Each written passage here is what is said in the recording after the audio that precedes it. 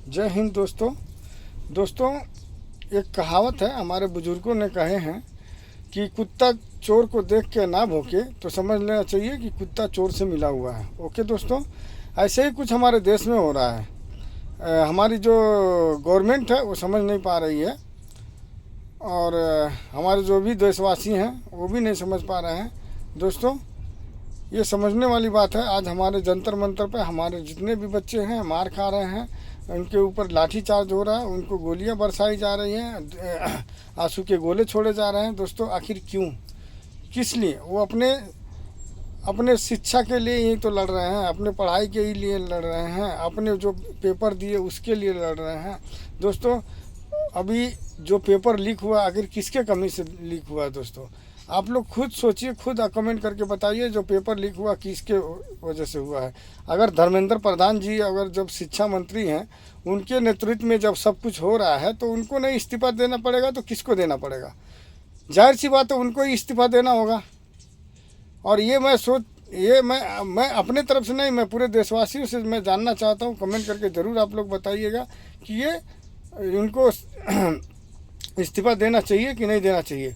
आज हमारे बच्चे जो जंतर मंतर पर मार खा रहे हैं, लाठियाँ बरसा रहे हैं, हमारे जो गवर्नमेंट है, हमारे जो श्री मोदी जी हैं, हमारे नरेंद्र मोदी जी प्रधानमंत्री हैं, उनके नाक के नीचे ये सब हो रहा है। बच्चे हमारे मार खा रहे हैं। बच्चों, जितने भी देश के बच्चे हैं, बच्चियाँ हैं, भविष्य उनका ख़राब हो रहा है। आखिर किसके चलते हो रहा है? उनका जो पेपर लीक नहीं हुआ था तो इतना वो इस्तीफा देने का नौबत नहीं आई होती। ये तो सोचना चाहिए सबको। हमारे सोनम वानखेड़े वो जो हैं 20 दिन से वो धरना प्रदर्शन पर बैठे हुए हैं, भूख हड़ताल पर बैठे हुए हैं। दोस्तों, आज उनके जान पे आ पड़ी हुई है। आखिर किसके लिए है? वो हमारे बच्चों के लिए कर रहे हैं ना।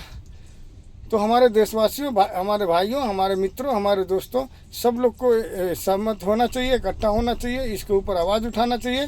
दोस्तों, आप लोग ज़रूर इसके ऊपर आवाज़ उठाइए।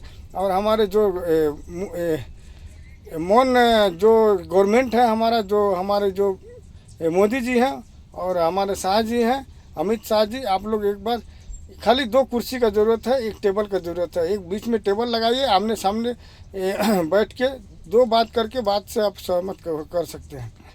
बात से आप इस चीज़ को ख़त्म कर सकते हैं। मार डंडा लड़ाई, बच्चों का भविष्य खराब हो रहा है। आखिर क्यों? मोदी जी, आपको किस लिए वोट दिया गया है? हम लोग दिन रात मेहनत करके अपने बच्चों को पढ़ा रहे हैं कि यही दिन देखने के लिए कि पेपर लीक करने के लिए।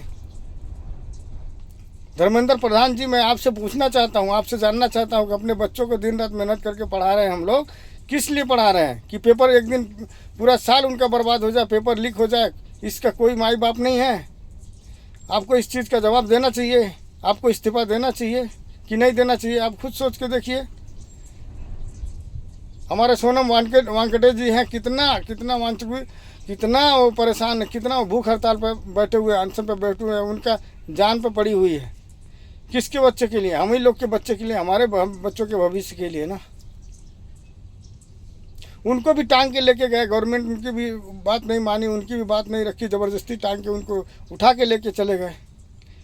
बहुत बड़ी शर्मनाक की बात है, बहुत बड़ी शर्म की बात है। मोदी जी, आप सोचिए, आप हमारे बच्चों का भविष्य बिगाड़ रहे हैं, हमारे बच्चों का भविष्य खराब कर रहे हैं। बच्चों का बताइए, कितने बच्चे का जान चला गया। जवाब देना भारी पड़ जाएगा आपको। आपसे तो इस्तीफा खाली मांग रहे हैं, बस धर्मेंद्र प्रधान जी का इस्तीफा ही तो खाली मांगे हैं। इस पर ज़रूर आप लोग, मेरे जितने भी भाई हैं, मेरे जितने भी दोस्त हैं, मेरे जितने भी देशवासी हैं, इस पर ज़रूर आप लोग कमेंट करिएगा। कमेंट करके बताइएगा कि इसमें क्या सही है, क्या गलत है, उनको इस्तीफा देना चाहिए कि नहीं देना चाहिए। दोस्तों, जय हिंद।